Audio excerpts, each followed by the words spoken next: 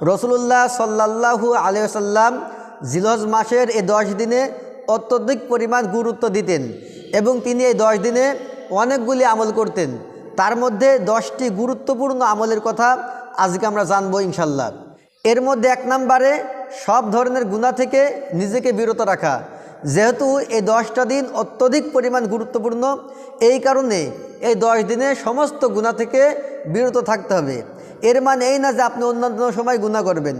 অন্যান্য সময়ে যেভাবে আপনি গুনাহ থেকে বিরত থাকেন তার থেকেও শতভাগ চেষ্টা করতে হবে এই 10 দিনে গুনাহ থেকে বিরত থাকার জন্য এবং বেশি বেশি আল্লাহ সুবহানাহু ওয়া তাআলার কাছে তাওবা করা, ইস্তেগফার করা, গুনাহ থেকে আল্লাহর কাছে মাফ চাওয়া। এই 10 দিনে বেশি বেশি ইস্তেগফার, তাওবা করতে হবে এবং গুনাহ থেকে নিজেকে বিরত রাখতে হবে। বিশেষ করে কবিরা গুনাহ থেকে বিরত রাখতে হবে। যদি আপনি কবিরা গুনাহ থেকে বিরত থাকতে পারেন তাহলে সগীরা গুনাহগুলো আল্লাহ তাআলা এমনিতে মাফ করে দিবেন। সুবহানাল্লাহ। আল্লাহ সুবহানাহু ওয়া তাআলা পবিত্র কুরআনুল কারীমের মধ্যে বলছেন, ইন তাজতানিবু কাবাইরা মা তুনহাউনা আনহু নুকাফির আনকুম সাইয়্যাতিকুম ওয়া নুদখিলকুম মুদখালান কারীমা। আল্লাহ তাআলা বলছেন, ইন তাজতানিবু, যদি তোমরা বিরত থাকো, কাবাইরা, কবিরা গুনাহ থেকে, মা তুনহাউনা আনহু, যে সমস্ত গুনাহগুলি থেকে তোমাদেরকে নিষেধ করা হচ্ছে, এই সমস্ত নিষেধকৃত কবিরা গুনাহ থেকে যদি তোমরা বেঁচে থাকতে পারো, নুকাফির আনকুম সাইয়্যাতিকুম, তাহলে তোমাদের অন্যান্য সমস্ত পাপগুলি, ছোট ছোট সব পাপগুলি আল্লাহ তাআলা মাফ করে দিবেন। সুবহানাল্লাহ। অনুদখিলকুম মুদখালান কারীমা, এবং তোমাদেরকে সম্মানজনক জায়গায়, সম্মানজনক স্থানে আল্লাহ সুবহানাহু ওয়া তাআলা প্রবেশ করাবেন। সুবহানাল্লাহি বিহামদিহি। এই কারণে 1 নম্বরে সমস্ত পাপ থেকে বিরত রাখতে হবে এবং গুনাহের জন্য বেশি বেশি আল্লাহ সুবহানাহু ওয়া তাআলার কাছে তাওবা করতে হবে, ইস্তেগফার করতে হবে। 2 নম্বরে এই 10 দিনে বেশি বেশি নফল ইবাদত করতে হবে। ফরজ ইবাদত আবশ্যক, ফরজ ইবাদতগুলি বাধ্যতামূলক, অন্যান্য মাসের মতন পালন অবশ্যই করতেই হবে, কিন্তু এছাড়া নফল ইবাদত বেশি বেশি পালন করতে হবে। নফল সিয়াম রাখা, নফল সালাত আদায় করা, কুরআন তেলাওয়াত করা, সত্য কথা বলা, দান সদকা করা, মানুষের সঙ্গে হাসি মুখে কথা বলা, মানুষের সঙ্গে ভালো ভাষায় ভালো ব্যবহার করা, উত্তম আচরণ করা, সমস্ত ওগুলা নফলের মধ্যে অন্তর্ভুক্ত। এই সমস্ত নফল ইবাদতগুলি বেশি বেশি আদায় করতে হবে। 3 নম্বরে এই 10 দিনে রাসূলুল্লাহ সাল্লাল্লাহু আলাইহি ওয়াসাল্লাম বেশি বেশি সিয়াম পালন করতেন। একেবারে জিলহজ মাসের 1 তারিখ থেকে শুরু করে একেবারে 9 তারিখ পর্যন্ত রাসূলুল্লাহ সাল্লাল্লাহু আলাইহি ওয়াসাল্লাম সিয়াম পালন করতেন, রোজা রাখতেন। বিশেষ করে আরাফার দিনে রোজা অবশ্যই রাখতে হবে। যদি আপনি 1 থেকে 9 পর্যন্ত রোজা রাখতে নাও পারেন, আরাফার রোজা যাতে বাদ না যায়, আরাফার দিনে অবশ্যই রোজা রাখতে হবে। আরাফার দিন হচ্ছে 9 জিলহজ, আরাফার দিন, যেদিন হাজী সাহেবরা আরাফার ময়দানে অবস্থান করবে ওই দিন আপনাকে সিয়াম রাখতে হবে।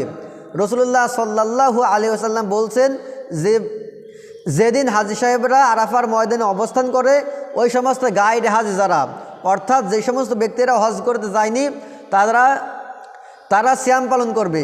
যদি তারা সিয়াম পালন করে, যে সমস্ত ব্যক্তিরা আরাফার দিনে সিয়াম পালন করবে, রাসূলুল্লাহ সাল্লাল্লাহু আলাইহি ওয়াসাল্লাম বলছেন তার বিগত 1 বছরের আগের গুনাহ এবং 1 বছরের পরের গুনাহ আল্লাহ তাআলা মাফ করে দেন। সুবহানাল্লাহ। আরাফার দিন আমাদের দেশের টাইম অনুযায়ী আরাফার দিন হবে আপনার 8 জিলহজ, অর্থাৎ আগামী শনিবার। আগামী শনিবারের দিন আরাফার দিন। অবশ্যই 1 থেকে 9 তারিখ পর্যন্ত রোজা না রাখতে পারলেও আরাফার দিনে যেন অবশ্যই রোজা রাখতে পারি সেটা চেষ্টা করতে হবে ইনশাল্লাহ। 4 নম্বরে বেশি বেশি জিকির আজগার করা। এই 10 দিনে বেশি বেশি জিকির আজগার করবেন।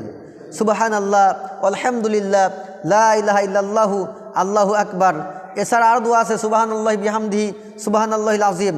তাছাড়া সকালে দোয়া আছে, সন্ধ্যার দোয়া আছে, ঘুমানোর দোয়া, আপনার এভাবে করে নামাজের শেষের দোয়া। তাছাড়া অন্যান্য যত দোয়া আছে বেশি বেশি জিকির আজগার করা, বেশি বেশি কুরআনুল কারীম তেলাওয়াত করা। কুরআনুল কারীম হলো জিকির, কুরআন তেলাওয়াত একটু জিকির। রাসূলুল্লাহ সাল্লাল্লাহু আলাইহি ওয়াসাল্লাম বলছেন আফদলুল আমালি তিলাওয়াতুল কুরআন, কুরআন তেলাওয়াত হচ্ছে সর্বোত্তম জিকির। সুতরাং কুরআন তেলাওয়াত বেশি বেশি করবেন, অন্যান্য জিকির আজগারগুলি বেশি বেশি আদায় করবেন। 5 নম্বরে যাদের সামর্থ্য আছে হজ পালন করা। হজ পালন করা এই 10 দিনের মধ্যে অন্তর্ভুক্ত। যে সমস্ত ব্যক্তিদের সামর্থ্য আছে ওই সমস্ত ব্যক্তিরা হজ পালন করবে, তারা হজটা আদায় করবে। 6 নম্বরে কুরবানি করা। যে সমস্ত ব্যক্তিদের কুরবানি করার মতো সামর্থ্য আছে তারা কুরবানি করবে। কুরবানি করার সামর্থ্য হচ্ছে জাকাতের সমান নেসাব। যাদের বাড়িতে 7.5 ভরি স্বর্ণ বা 52 ভরি রূপা থাকবে বা এর সমপরিমাণ নগদ অর্থ থাকবে, তাদেরকে কুরবানি করা ওয়াজিব, তাদেরকে অবশ্যই কুরবানি করতে হবে। রাসূলুল্লাহ সাল্লাল্লাহু আলাইহি সাল্লাম একটা হাদিসের মধ্যে বলছেন, যেই সমস্ত ব্যক্তিদের কুরবানি করার সামর্থ্য আছে তারা যদি কুরবানি না করে সেজন্য আমাদের ঈদগাহে না আসে। তার মানে ঈদগাহে যাওয়াটাই আল্লাহ রসুল সাল্লাল্লাহু আলাইহি সাল্লাম নিষেধ করছেন। সুতরাং অবশ্য যাদের সামর্থ্য আছে তাদেরকে কুরবানি করতে হবে। 7 নম্বরে যে সমস্ত ব্যক্তিরা কুরবানি করবেন তারা চুল, নখ এবং অবাঞ্ছিত লোম যা আছে এগুলি আগের থেকে কেটে রাখবেন, এগুলি কাটা যাবে না, এগুলি আবার কুরবানি করার পরে কাটবেন ইনশাল্লাহ। 8 নম্বরে তাকবীর, তাহলিল এবং তাহমিদ বেশি বেশি পাঠ করা। তাকবীর, তাহলিল এবং তাহমিদ হচ্ছে আল্লাহু আকবার, আল্লাহু আকবার, লা ইলাহা ইল্লাল্লাহু, আল্লাহু আকবার, আল্লাহু আকবার, ওয়ালিল্লাহিল হামদ। এই দুয়াটি বেশি বেশি পাঠ করা। 9 নম্বরে জিলহজ মাসের 9 তারিখ ফজরের সলাত থেকে শুরু করে একেবারে জিলহজ মাসের 13 তারিখ আসরের সলাত পর্যন্ত প্রত্যেক ফরজ নামাজের পরে আল্লাহু আকবার, আল্লাহু আকবার, লা ইলাহা ইল্লাল্লাহু, আল্লাহু আকবার, আল্লাহু আকবার, ওয়ালিল্লাহিল হামদ এ দুয়াটি পাঠ করা। এ দুয়াটি একবার পাঠ করা হলো ওয়াজিব এবং 3 বার পাঠ করা সুন্নাত। 3 বার করে পাঠ করতে হবে, তাহলে ওয়াজিব আদায় হবে এবং সুন্নাত আদায় হয়ে যাবে ইনশাল্লাহ। 10 নম্বরে ঈদের দিন যে সমস্ত সুন্নাতগুলি রয়েছে, ঈদের দিনের সমস্ত সুন্নাতগুলি পালন করা। যে সমস্ত সুন্নাতগুলি রাসূলুল্লাহ সাল্লাল্লাহু আলাইহি সাল্লাম ঈদের দিন পালন করতেন, ওইগুলি পালন করা হচ্ছে 10 দিনের ইবাদতের মধ্যে অন্তর্ভুক্ত ইনশাল্লাহ।